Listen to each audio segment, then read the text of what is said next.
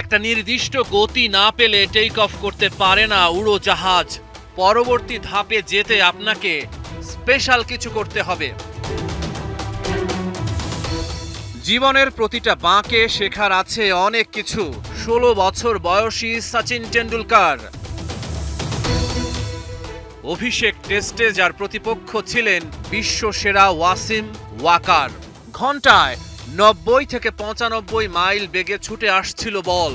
প্রথম ইনিংসে 15 রানেই আউট হন। বাথরুমে ঢুকে কেঁদেছিলেন। আয়নার দিকে তাকিয়ে নিজেই নিজেকে বলেছিলেন, এই পর্যায়ের ক্রিকেট তোমার জন্য না।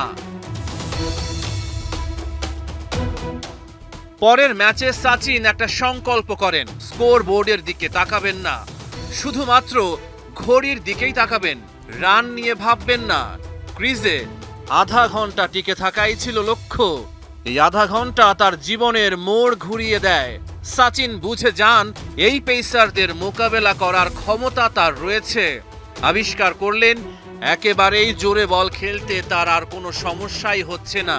নিবেদনের গল্পগুলো এভাবেই তৈরি হয়, একসময় হয়ে যায় কিংবদন্তি।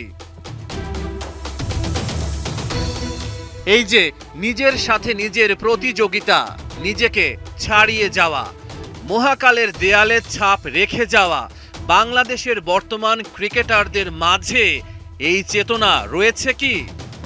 প্রেস কনফারেন্সটা কি আগামীকালকের কোনো কিছু নিয়ে হইতেছে? তাহলে লিটন দাস এখানে থাকার থেকে না থাকা ভালো। এন্ড অফ দ্য ডেতে আপনার প্রশ্নটা কি, মানে বুঝতে পারলাম না কোশ্চেনটা। 5 মিনিটের একটা নেট সেশন দেখেই ইনজামামুল হককে পাকিস্তানের লেজেন্ড ইমরান খান বলে দিয়েছিলেন, তুমি 92 বিশ্বকাপে খেলতে যাচ্ছ। ইমরান ভুল করেননি। তরুণ ইনজামাম পাকিস্তানের বিশ্বকাপ জয়ে রেখেছিলেন বিশাল অবদান। সেই জহুরির চোখ কি বাংলার ক্রিকেটে নেই, নাকি প্রতিভাবানদের বড় একটা অংশ এখানে কখনো আলোর মুখ দেখে না? ক্রিকেটারদের আগলে রাখবেন সেই ফাদার ফিগাররা কোথায়? তারা থাকলে বাংলাদেশের ক্রিকেটের লাভ হতো নাকি ক্ষতি? মাশরাফি মুর্তজা যখন ক্যাপ্টেন্সি করতে, ইটস অ্যাবাউট ফাদার ফিগার। সবাই চেয়ে থাকে যা ডিসিশন নিতে চায়, ঠিক আছে আমাকে সুযোগ দিলে আমি এই কাজটা করে দিব। I think he looks in that form. ওই দিকে ওই ডাইরেকশনটা আছে, how to bring team together.